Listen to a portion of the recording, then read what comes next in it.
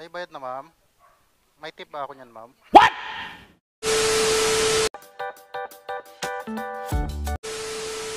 Manibagong gabi!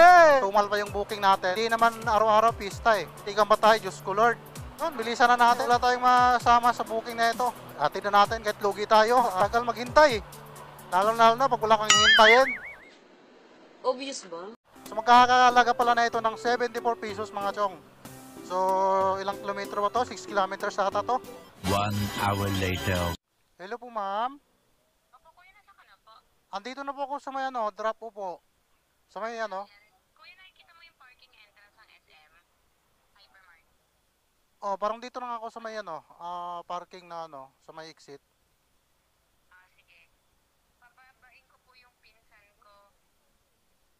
Tawagan ko lang po kayo mamaya. Okay ma'am.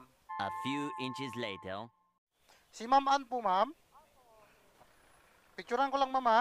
Buti nabilis lang si ma'am. 1 hour later. Meron tayong pangalawang pick up ngayon mga chong. So malapitan lang to. 49 pesos. Right, nawala pa tayo. Layo ng pick up point. Tapos nandito pala na. Nabadaanan ko na pala. Sayang naman. Alam mo po sir? Surprise, motherfucker! Oo.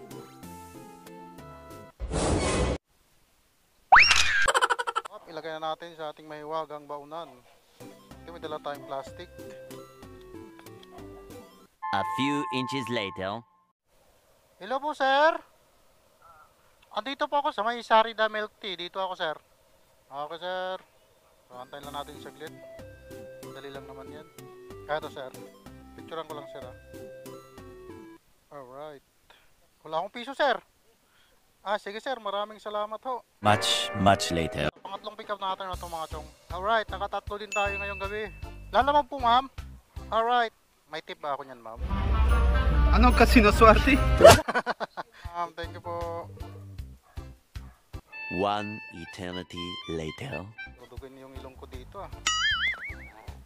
Alright. So, drop off na natin. I take a picture sir. Alright. Wait for our...